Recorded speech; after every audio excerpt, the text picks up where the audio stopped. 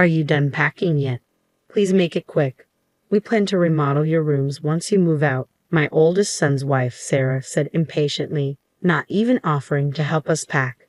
She seemed thrilled to claim this house as their own. Little did she know. Glancing at my husband, John silenced me with a look and turned a serene smile to Sarah. We're sorry for keeping you waiting. We'll leave by tomorrow with the movers coming in. It'd be best if you two stayed in your rooms. We were leaving behind the furniture and appliances we shared with Sarah and David. Besides our stuff from the bedroom and wardrobe, we didn't have much left to pack. We'd probably take less than half an hour to move out. The following day, our farewell was surprisingly dry. Well, we're off. Take care, we said. No apologies, no words of gratitude. They didn't see us off either. Sarah and David simply glanced at us from their leisure in the living room. Since they were so indifferent, we didn't need to make a fuss about leaving. But as we got into the cab silently, I couldn't help but worry about our cat. We were leaving her with them. Could Sarah properly care for her? Would she raise her with affection? I dialed a number on my phone as our house receded from view through the cab's window. In hindsight, it might have been my sixth sense that ticked off then. I'm Patricia, 64. I've been married to John, who's a year older than me, for 35 years. We've never had a major fight, and I would say we're pretty close. John worked for a foreign company and was often busy, but he always spent his spare time with the family. With his recent retirement, I was excited to spend more time with him, but it seems like I was the only one happy about his retirement. Our eldest son's wife was upset about it, and it was apparent. David and Sarah had been living with us in our house for a year now since their marriage. Sarah, David's wife, was actually the one who suggested we live together.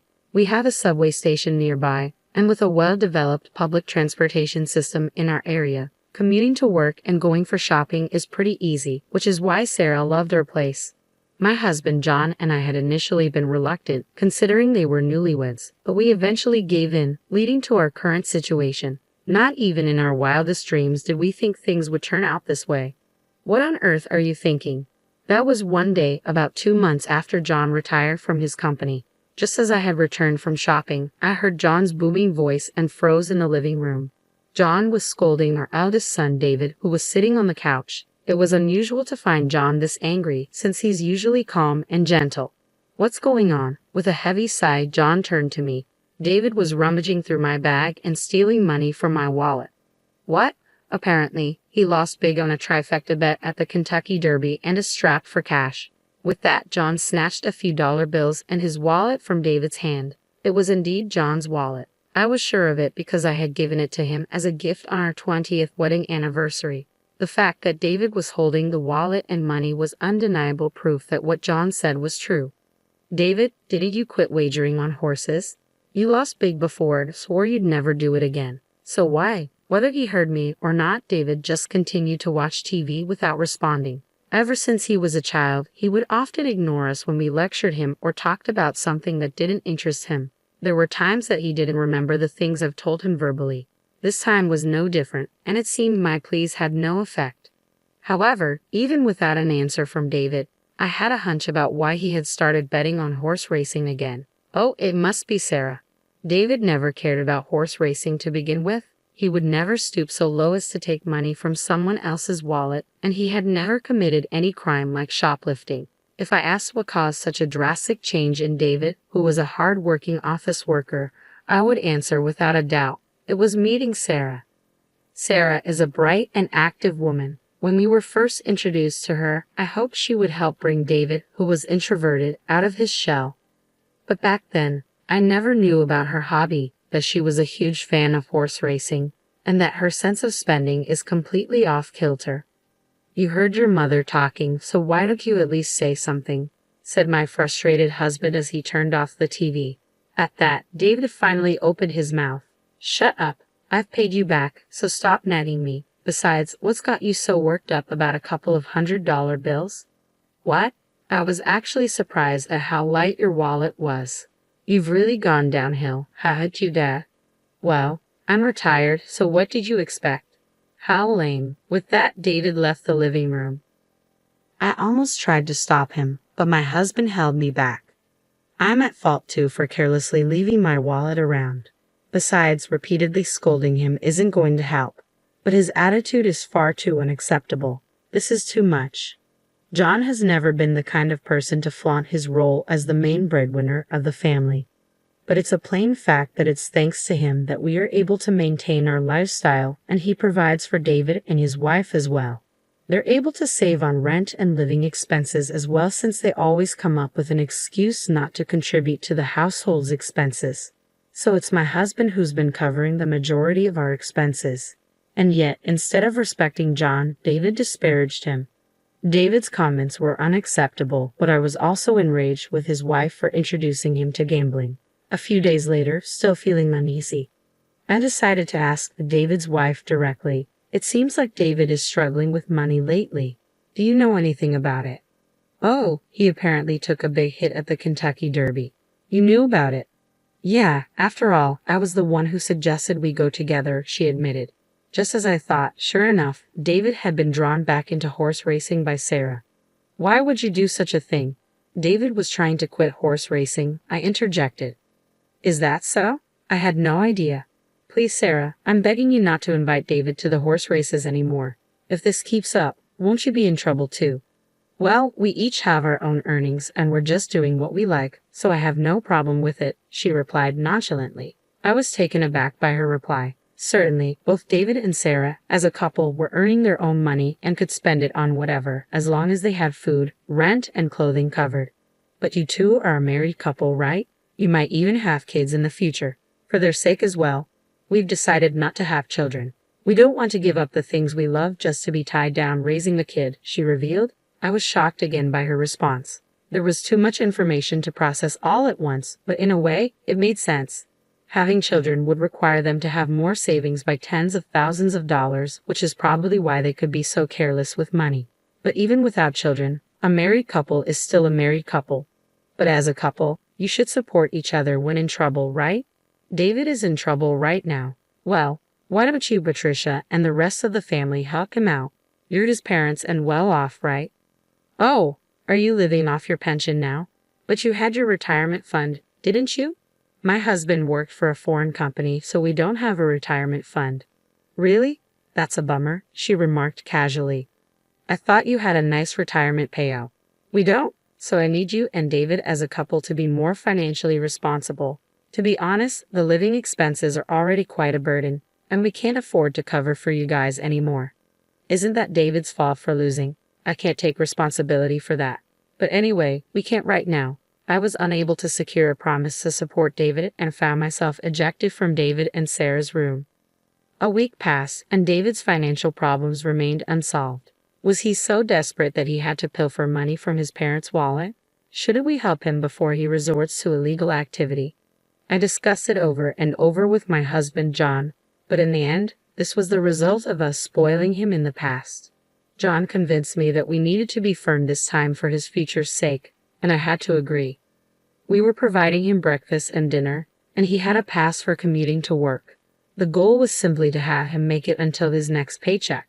But then the situation took an unexpected turn. It happened on a weekend night as we finished our dinner and were relaxing in the living room as usual. Ding dong. Our doorbell rang, but we weren't expecting any visitors. So I approached the front door to see who was visiting us this late at night. I opened the door, wondering if I had a package scheduled for delivery, only to be taken aback. Standing there was Sarah, apparently unable to open the door as her hands were full with a cardboard box. What's going on? What's this box for? As I hurriedly took the box from her, a rustling sound echoed from within, causing me to let out a scream. In an instant, the box opened, and I found myself face to face with the animal inside. It was a cat. Isn't it cute? I found it abandoned on my way home, Sarah said with a proud grin. I was momentarily stunned, but I quickly remembered the gravity of the situation and yelled toward the living room, John, go to her bedroom and shut the door immediately. I then closed the box and pushed it back towards Sarah. I'm sorry, but we can't keep a cat in our house. Ha! Why is that? Sarah looked confused. I explained to her that my husband, John, has a severe cat allergy. In addition to developing inflammation upon contact with cat saliva, he also suffers asthma-like symptoms when inhaling cat hair or dander. There was even a time in the past when he was rushed to the hospital because David had returned from a friend's house covered in fur. I thought I had already told Sarah about this when we started living together, but she seemed to have forgotten. So, what are you saying? Do you want me to take it back where I found it? In this cold weather, it'll die. Sarah's statement left me at a loss for words. I couldn't possibly tell her to return it to the freezing cold outside. However, I can't expose my husband to danger either. All right, you can keep it in your room for tonight, but just for tonight. Tomorrow, we'll contact an animal shelter and ask them to take it in. I thought that, at the very least, an animal shelter would provide temporary refuge for the cat. Sarah reluctantly nodded in agreement to my suggestion. I told my husband and son about it, and they agreed to let the cat stay in John and Sarah's room for the night. However, things didn't go as smoothly as expected the next morning. John and Sarah changed their minds and decided to keep the cat. Sarah, that's not what we agreed on. But I really want to keep it. It's so cute. Why can't I keep it? Because your dad is allergic to cats. He'll be fine as long as he doesn't touch it. We'll take good care of it, please. You won't be home during work, right? Who will take care of it then? I can't, which is why I'm telling you that we can't keep it. How terrible. I didn't know that even you can be so inconsiderate, unable to even save a small and cute kitten. Animal shelters, they end up euthanizing them, you know? Handing it over to such a place just because it's inconvenient for you, turning a blind eye to the sacrifice. Do you know what they call people like you? A boomer. Why? You're just a nuisance. If you can't live with this kitten, then please leave this house immediately, Sarah snapped. I was about to snap back at her, but David chimed in. It's a good opportunity. Why don't you guys move into a retirement home? It might be comfortable. You're at that age, and we're not taking care of you guys. You guys aren't even bringing in any income anymore. I've had enough. Fine. Suddenly, my husband, who had been silently listening to our argument, interrupted me. Since last night's incident, he'd been wearing gloves and a mask and keeping a distance from David and his wife. I felt sorry for making him uncomfortable in his own home. The reason we can't keep the cat is my fault. I will take your advice and leave, John said. As David said, this might be a good opportunity to consider moving into a retirement home. Saying that, John looked at me. Understanding his intentions, I remained silent. David and his wife probably took this as us giving up on our house. They suddenly became more cocky. We'll take good care of this house, so don't worry. But keep the property under your name. The paperwork and payments are a pain. Moving into a retirement home can be quite expensive, you know. Please handle yourselves. Don't rely on us. We aren't helping, they said, seeming relieved, even joyful, at our compliance. This must be their true nature. Perhaps they picked up that kitten on purpose, hoping for this to happen. I realized that we had been manipulated by Sarah. For the following week, I began packing while looking out for John. David and his wife, who had lost all reserve, continued to throw veiled insults at us. But they probably realized that if John collapsed, our move out would only get delayed. So they did not let the cat out of their room. That was the only promise they kept. Are you done packing yet? Please make it quick. We plan to remodel your rooms once you move out, Sarah said impatiently, not even offering to help us pack. It seemed they couldn't wait to make this house their own. They really don't know anything, do they? I glanced at my husband, but he silently calmed me down and gave a gentle smile to Sarah. We're sorry for keeping you two waiting. We'll leave by tomorrow. The mover's coming in. It'd be best if you two stay in your rooms, he said. We were leaving the furniture and appliances that we shared with Sarah and David behind. Besides our stuff from the bedroom and wardrobe, we didn't have much left to pack. I bet it won't even take 30 minutes to move everything out. And came the next day. Our farewell was surprisingly dry. Well, we're off, I said. All right, take care, Sarah replied. No apologies, no words of gratitude. And they didn't see us off either. Sarah and David simply glanced at us from their leisure in the living room. Since they were so indifferent, we didn't need to make a fuss about leaving. But as we got in a cab, silently, I couldn't help but worry about our cat. We were leaving her with them. Could Sarah properly care for her? Would she raise her with affection? As our house receded from view through the cab's window, I dialed the number on my phone. In hindsight, it might have been my sixth sense that ticked off then. I did have some concerns about our life after moving out, but things became much easier for me. After all, we had two fewer people to worry about. Everything from meals to making choices, I only had to put in half the effort I used to. No need for considerations or worries. I felt like I had regained the freedom I had before David got married. About a week into this new daily routine, I received a call from Sarah one evening. After getting my husband's approval, I answered the call. Suddenly, a frantic voice echoed from the other end of the line. "Patricia, what's going on?" "Power and gas have been cut off."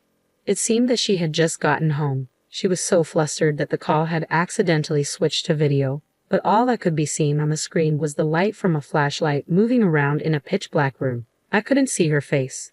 "That's because we canceled the contract for our utility bills." "Of course, they'd be off," I explained. "What? What do you mean? Why did you cancel them? Are you trying to get us in trouble? Are you doing this because we kicked you out?" Sarah's voice rose in panic. "Sarah, calm down. Is David there?" My husband's calm voice seemed to pacify her somewhat. "He just got home," Sarah responded. David seemed to be having a mild panic attack at the sight of their pitch-black house. We waited for them to calm down before my husband explained the truth. "We've actually sold the house. The new owner has been decided, and the handover date is coming up soon. That's why we canceled our utilities contract." "Sold? We weren't told about this. Were you going through the process without telling us?" "We live here." I couldn't help but interrupt Sarah, hearing her entitled claim. I had to tell David about the contract and the handover date, even the progress. However, judging by Sarah's reaction, it was clear that David had not passed the message on to her. Rather, he may not even remember what he was told, given his habit of not listening. Over the past few months, the house had been in chaos due to meetings with real estate agents and potential buyers. David and Sarah, who were hardly home during the day, must have been oblivious to all this. There were plenty of chances for them to notice what was going on, but they missed them all. They simply never cared about what went on in the house. And that's on them. "So, I assumed you guys would move out soon after we did. Have you not moved out yet?" I decided to ask, feigning ignorance. Immediately, a quarrel erupted on the other end of the line. Accusations were thrown around. "It's your fault. I didn't know we'd been fooled," and the image of David and Sarah arguing in the dark was both surreal and amusing. However, once their argument ended, David and Sarah turned their frustration back on us. "Even so, isn't it overbearing to proceed with this without a consensus?" "I don't remember agreeing to this," Sarah complained. "Well, I did get a reply when I asked if it was okay to sell the house. You said, 'Yeah, sure,'" I responded. Technically, all I received was an absent-minded response from David, who was watching TV at the time. Still, he agreed to it. "It's his fault for not listening and giving careless responses when I told him," I added. David was momentarily speechless, but then he seemed to have a change of heart and shouted loudly, "Ah, enough. I get it. So what are we supposed to do?" "What do you mean? Where are we supposed to live? Where do we go now? You've prepared a place for us, right?" David's yelling took my husband aback. "Why?" my husband asked back, puzzled. Our son was taken aback by this answer. "You kicked us out. Why do we have to find you a new place?" I interjected. "But we really didn't kick you out. You were planning to leave anyway, right? So it's not our fault at all. Besides, it was your decision to sell the house. It's your responsibility to secure housing for us since we are affected by this," I argued. "Yeah, that's right. For a rental, you pay some amount for leaving, then you gotta pay us some money too. I know you made a lot from selling the house. Rental, huh? Before paying you any vacating fee, you should pay us the rent for the period you were living in that house, shouldn't you? Plus, we covered all your living expenses too.